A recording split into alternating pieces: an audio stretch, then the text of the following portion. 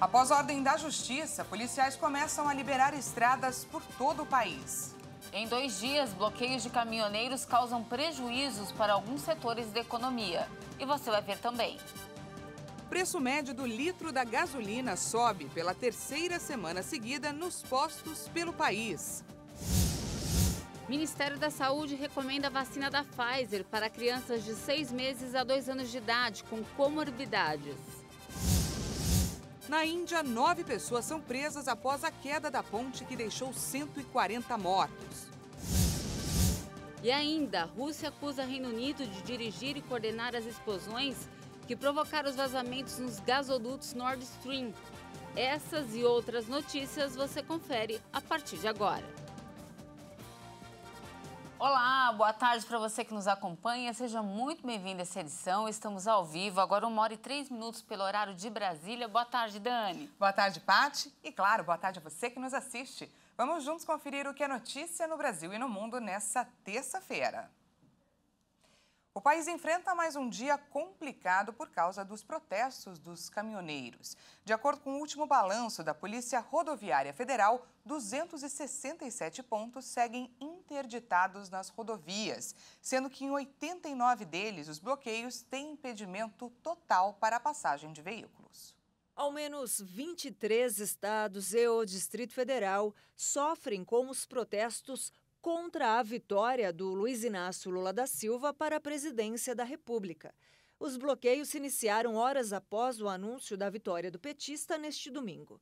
Foram registrados até a noite desta segunda-feira mais de 300 pontos de protestos nos seguintes estados: Bahia, Espírito Santo, Goiás, Minas Gerais, Mato Grosso do Sul, Pará, Paraná, Rio de Janeiro, Rondônia, Rio Grande do Sul, Santa Catarina, São Paulo, Tocantins, Amazonas, Acre, Roraima, Maranhão, Amapá, Paraíba, Piauí, Sergipe e Pernambuco.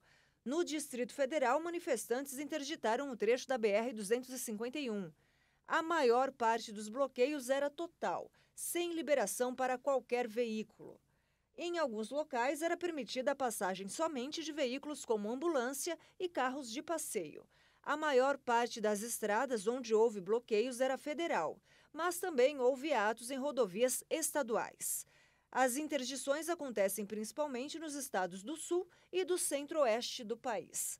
O Ministério Público Federal entrou com ação civil pública na Justiça Federal em Campo Grande, com pedido de liminar requerendo a imediata atuação da Polícia Rodoviária Federal para a liberação das rodovias federais do Mato Grosso do Sul que estão bloqueadas.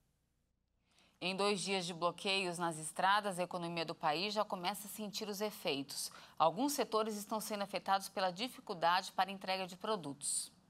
Os protestos que bloquearam estradas em todo o país geraram atrasos nas entregas e causaram prejuízos para vários setores da economia, como laticínios, automóveis, transporte e até a saúde. A Braspress, por exemplo, que é uma das empresas transportadoras de encomenda do país, teve impacto em mais de 60% de suas operações na segunda-feira. As unidades localizadas em Santa Catarina foram as mais afetadas. No Rio de Janeiro, a Stellantis teve que suspender a produção na manhã da segunda-feira, porque um bloqueio na rodovia que dá acesso ao complexo industrial impediu a chegada de funcionários e peças. A fábrica, que fica perto da Via Dutra, na região de Resende, produz motores e automóveis das marcas Citroën e Peugeot e emprega cerca de 1.800 pessoas. No Rio Grande do Sul, um dos estados mais atingidos, produtores de laticínios temem que os bloqueios impeçam a entrega de leite fresco para fazendas e para as fábricas, algo que precisa ser feito em no máximo 48 horas. A Associação Brasileira de Supermercados, a Abras, também notificou a dificuldade de abastecimento provocada pelos bloqueios nas rodovias. A Abras informou que os supermercadistas já começaram a sentir os efeitos das manifestações promovidas por caminhoneiros em todo o país. O Aeroporto Internacional de Guarulhos também sentiu os efeitos. O bloqueio na rodovia que dá acesso ao terminal causou trânsito e provocou o cancelamento de 25 voos até amanhã desta terça. A área da saúde foi a outra impactada.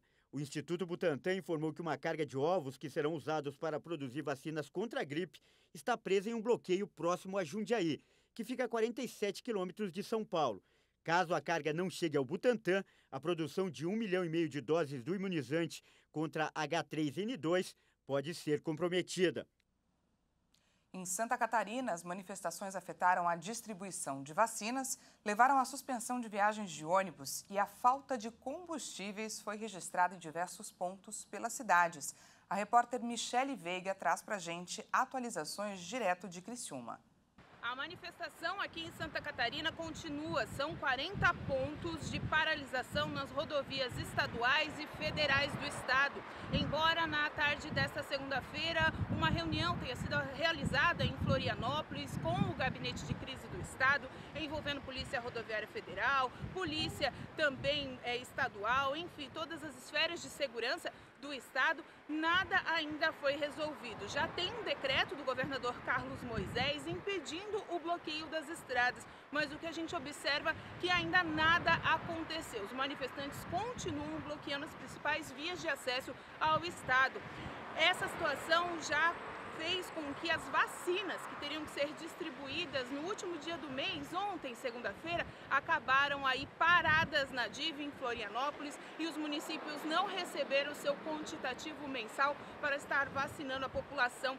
Outra situação que está acontecendo é a falta de combustíveis. Como a gente já tinha avisado aqui, o estado catarinense sofre com essas paralisações.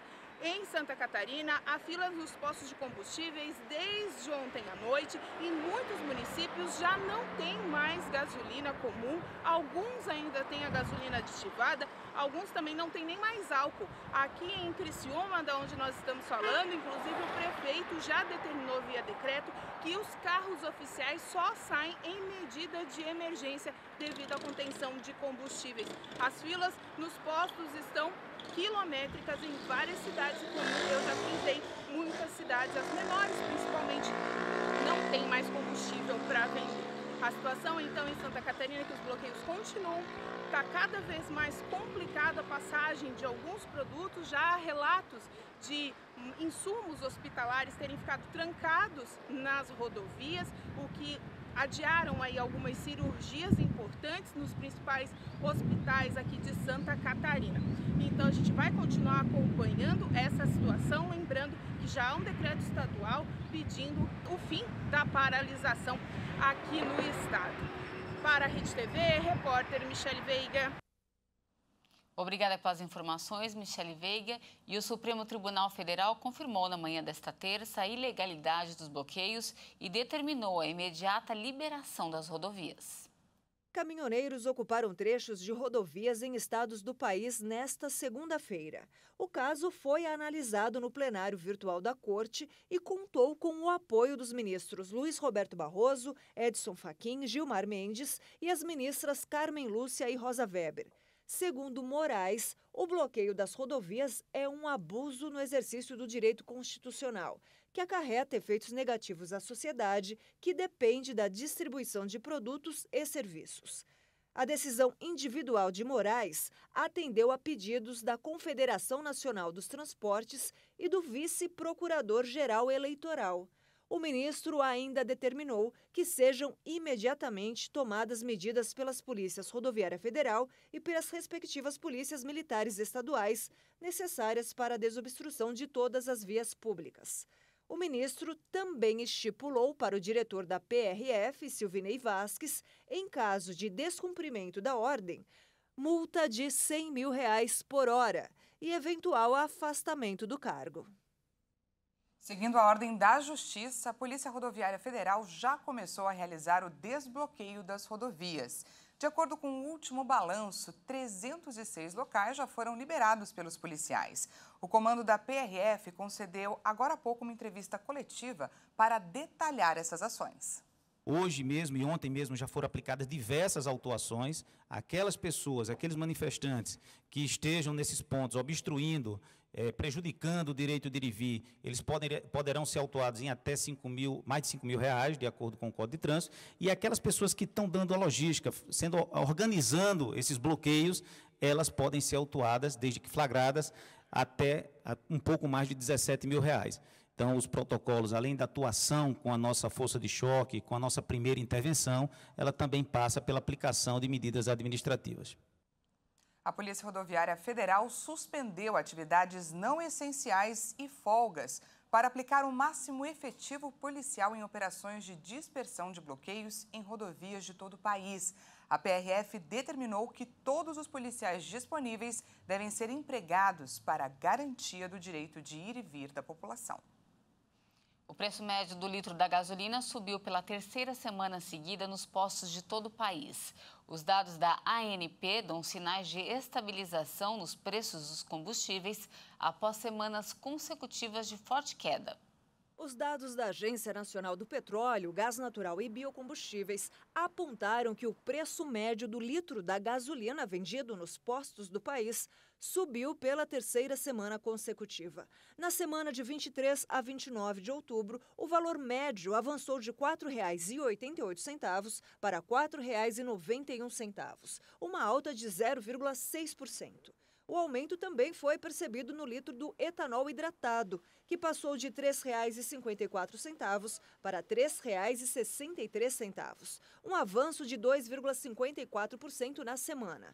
Essa é a quarta alta seguida no preço do combustível após 5 meses de queda.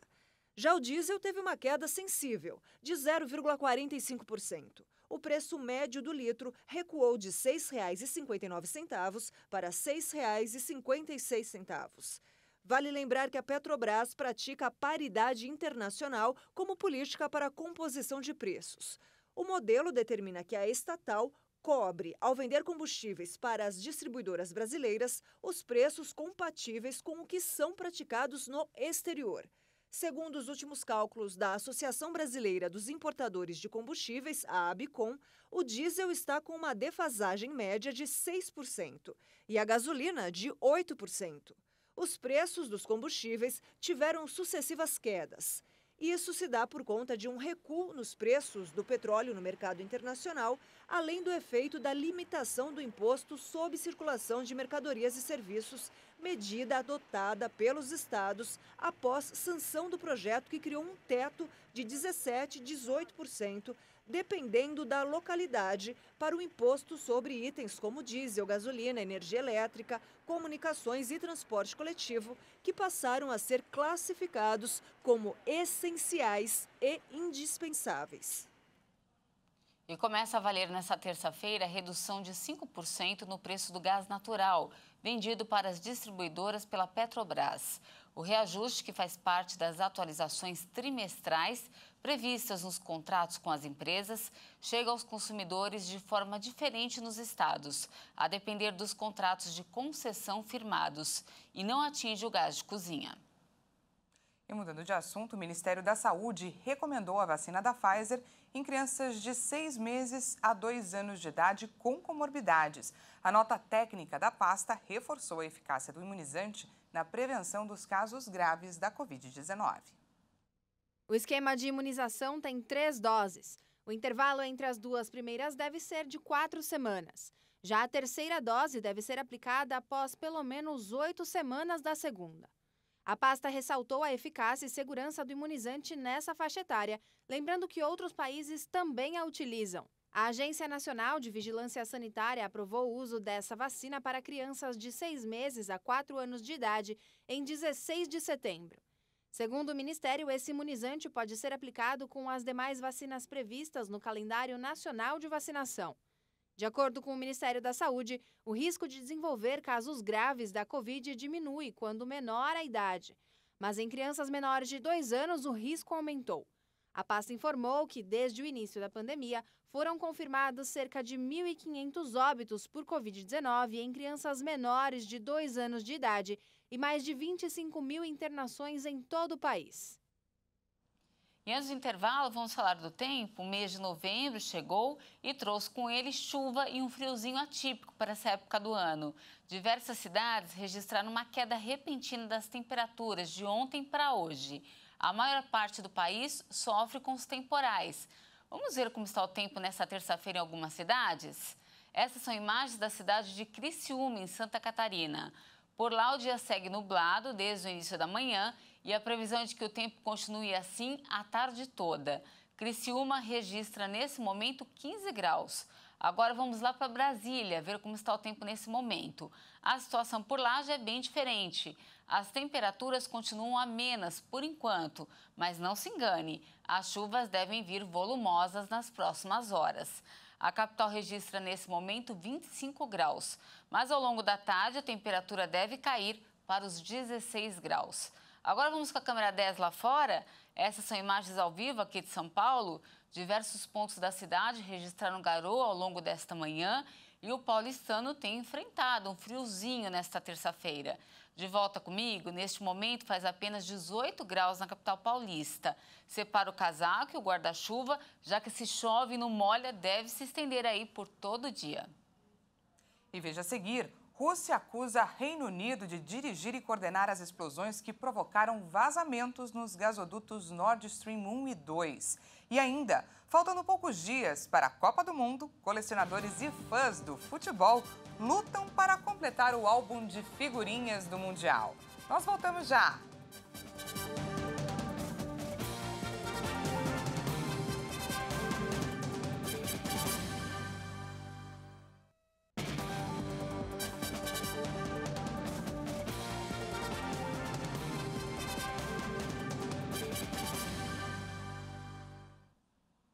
Seja bem-vindo mais uma vez, estamos de volta ao vivo, agora 1h21 pelo horário de Brasília. Voltamos com destaque internacional. 9 pessoas foram presas após a queda de uma ponte na região de Morbi, na Índia. Quase 140 pessoas morreram na tragédia. De acordo com as autoridades, os suspeitos são todos associados à empresa fabricante de equipamentos elétricos que realizou a manutenção na ponte. Entre os presos estão 2 agentes, 2 balconistas, 2 empresários e 3 agentes de segurança. Os suspeitos estão sendo investigados por homicídio culposo, que não equivale a assassinato. Uma equipe especial de investigação está examinando o local do acidente. A ponte havia passado por serviços de reparos e foi reaberta cerca de uma semana depois. 134 pessoas, incluindo 30 crianças, morreram quando a ponte de 230 metros desabou na noite do último domingo. Haviam cerca de 200 pessoas no local no momento do acidente. A Rússia acusou nesta terça-feira o Reino Unido de dirigir e coordenar as explosões que provocaram vazamentos nos gasodutos Nord Stream 1 e 2 no Mar Báltico. De acordo com o Kremlin, o serviço de inteligência russo tem provas que sugerem que o ataque foi planejado por especialistas militares britânicos. Moscou disse que a sabotagem nas estruturas do gasoduto foi um ataque terrorista e que o governo vai refletir sobre as medidas que devem ser adotadas. As acusações foram feitas pelo exército russo, mas só foram divulgadas após um ataque com drones ucranianos contra a frota russa no Mar Negro, na Crimeia.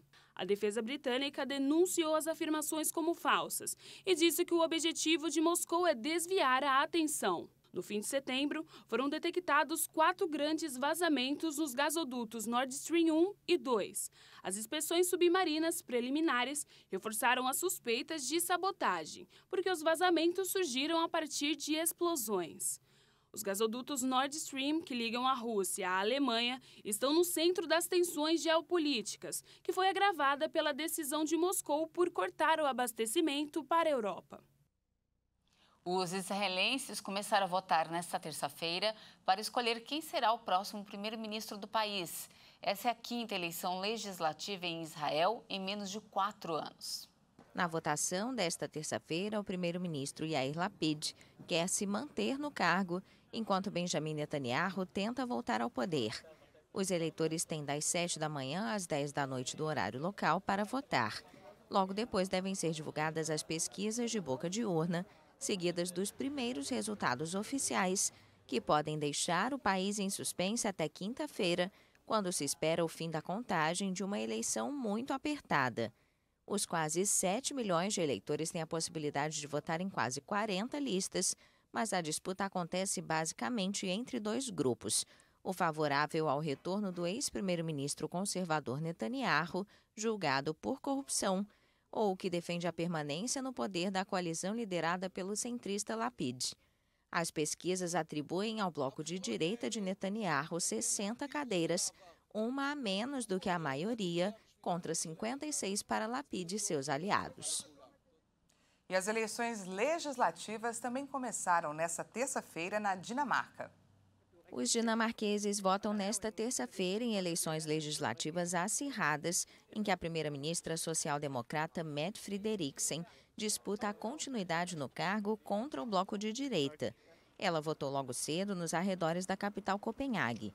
Os locais de votação ficam abertos até às 8 da noite e os primeiros resultados podem ser anunciados pouco depois. As eleições foram convocadas após a crise dos visons, escândalo que surgiu durante a pandemia de Covid-19, quando o governo decretou o abate de milhões de animais, decisão que mais tarde se revelou ilegal. Um aliado minoritário do governo ameaçou então derrubar o executivo se não fossem convocadas eleições para garantir o apoio dos cidadãos. A campanha foi dominada por questões como o clima, a inflação e a possível reforma do sistema de saúde. De acordo com as últimas pesquisas do Instituto Voxmeter, o bloco de esquerda tem 49,1% das intenções de voto, contra 42,4% dos azuis, formado por uma aliança de liberais e conservadores com 3 formações populistas. Segundo os levantamentos, nenhum bloco pode chegar ao poder sem o apoio dos moderados, partido centrista que reúne 8,5% do eleitorado. No total, 14 partidos disputam 179 cadeiras no parlamento. Na Dinamarca, a participação eleitoral é tradicionalmente alta. Em 2019, 84,6% dos quase 4.200.000 eleitores compareceram às urnas. E antes de encerrar, chegou a hora do esporte. Faltam 19 dias para a Copa do Mundo e hoje, no Boletim Esquenta Catar, Leonardo Félix fala de uma mania que tomou conta do planeta, né, Dani? Pois é, Paty, mas que pode pesar e muito no bolso, viu? Colecionadores e fãs de futebol lutam para completar o álbum de figurinhas do Mundial. Vamos ver. Olá, pessoal. Este é o Esquenta Catar 2022, que traz informações e curiosidades da Copa do Mundo aqui na nossa programação. Você sabia que a chance de completar o álbum do Mundial sem repetir as figurinhas é menor do que ganhar na loteria? Além disso, nunca esteve tão caro colecionar figurinhas durante a Copa. De acordo com o Instituto de Matemática Pura e Aplicada, é necessário desembolsar R$ 576 para completar o álbum. O valor assusta os colecionadores e fãs do esporte. Isso porque a publicação tem 670 figurinhas diferentes.